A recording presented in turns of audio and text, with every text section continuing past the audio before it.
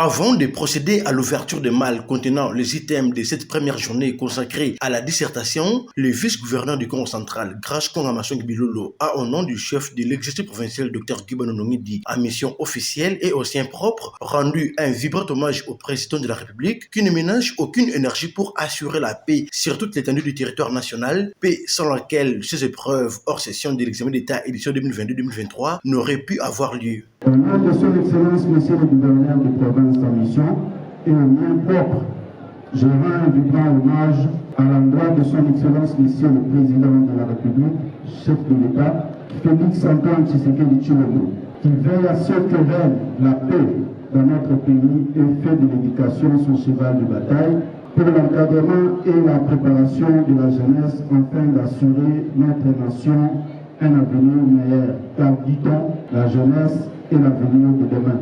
Bien après, le numéro 2 du Congo central ainsi que d'autres personnalités du secteur de l'EPST, dont les délégués venus de Kinshasa, ont effectué la ronde de quelques centres pour s'assurer du bon déroulement de dites épreuves, notamment à l'Institut Tétimboa et à l'école Montabor. Le gouverneur de province m'a mandaté de venir lui représenter pour amener les mots d'encouragement pour les élèves finalistes qui sont en train de passer leurs épreuves hors session des examens d'État 2023.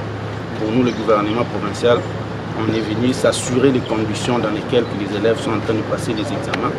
C'est ce qui nous a amenés sur le terrain, s'assurer pour donner rapport au gouverneur de province que les choses se passent dans les meilleures conditions possibles. Pour sa part, Mme Carole Ketazabou Itambo, ministre provinciale de l'éducation du Congo central, n'a pas dissimulé sa joie au regard du nombre croissant de candidats enregistrés cette année. Il y a eu un effectif très croissant. Nous avions même constaté qu'il y a plus de garçons que de filles comme d'accoutumé. Nous avions eu un effectif de 30 992 garçons, 25 085 filles, qui nous fait un total de 56 072 élèves dans toute la province du Congo central.